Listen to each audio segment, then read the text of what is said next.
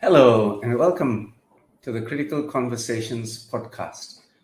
In the wake of their disastrous performance in recent state elections, non-Barisan National Party leaders appear to be involved in a frantic effort to forge a broad-based coalition to stop Barisan Nasional.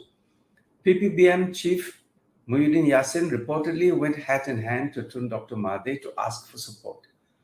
Past President Hadi Awang indicated that he too would like to sit down with Dr. Mahathir. In the meantime, PKR President Anwar Ibrahim confirmed that he and Muhyiddin had also had discussions, and that's only what we know that has been made public. There are, of course, genuine concerns about UMNO regaining power. Many worry that all those UMNO leaders now facing trial on multiple charges of corruption, criminal breach of trust, money laundering, and abuse of power might walk free. That would, of course, be disastrous for Malaysia. In fact, UMNO's return would also mark the end of all hope for reform.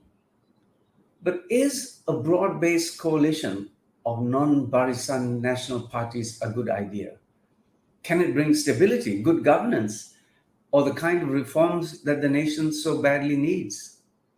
If you look closely at some of those non-BN leaders involved, their histories and their motives, it will become quickly obvious that they are nothing more than a bunch of ambitious, quarrelsome, vainglorious, self-centered, and unprincipled men, contemplating a coalition of convenience simply to gain power. One Ahmad Faisal, one Ahmad Kamal, the PPBM youth chief, gave the game away when he said, and I quote, "We have all tasted power and we miss it." You see, G15, in my view, cannot be only about stopping Barisan Nasional. Stopping BN, you will remember, was precisely the rationale that Mahathir used in GE14 to get everyone to fall into line. And we know how that turned out.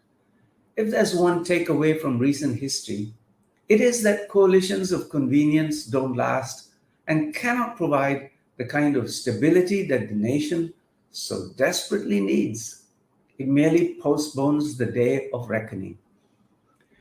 Even when there's a shared purpose, as in Pakatan Harapan, coalitions are notoriously difficult to manage. Just look at all the infighting going on within Pakatan Harapan. I submit that it will be next to impossible to manage when it involves the likes of PPBM, PAS, and Pejuang.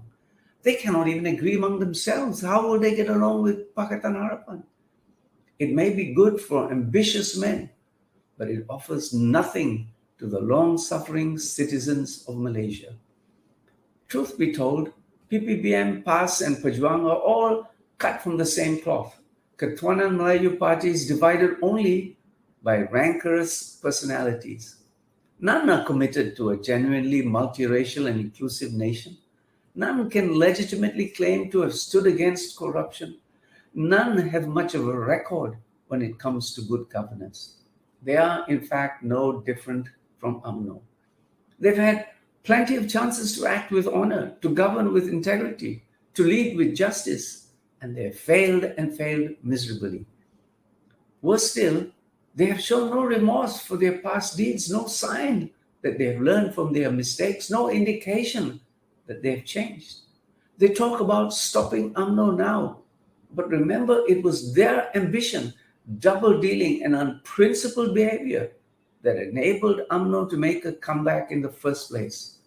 They have no right to appeal for help to stop UMNO now. They simply cannot be trusted. PKR leader and Pakatan Harapan Chief Anwar Ibrahim hasn't said much about the proposal. But judging by the comments of those close to him, he appears to be open to the idea. I submit that would be a colossal mistake. Anwar should have no illusions that any pact, formal or informal, with all these Ketuanan Melayu parties will result in a revolt among Pakatan Harapan supporters. It will do irreparable damage to what's left of his political credibility. and confirm suspicions that it's all about his ambition to become Prime Minister, no matter the cost to the nation. Pakatan Harapan should remain, therefore, committed to its reform agenda and its inclusive approach to nation building, even if it means going it alone. There is still time for Pakatan Harapan to get its act together. Already the return of Rafizi and Nurul Izzah is beginning to re-energize Pakatan Harapan and PKR. If Rafizi becomes deputy president in next month's party elections, he can take up the slack and make up for Anwar's shortcomings. It might not be enough to win the next general election, but it could deny the all-important two-thirds majority to BN, as well as position Pakatan Harapan as a strong, united, and credible opposition going forward. That may be the best we can hope for this time around. Thank you for watching.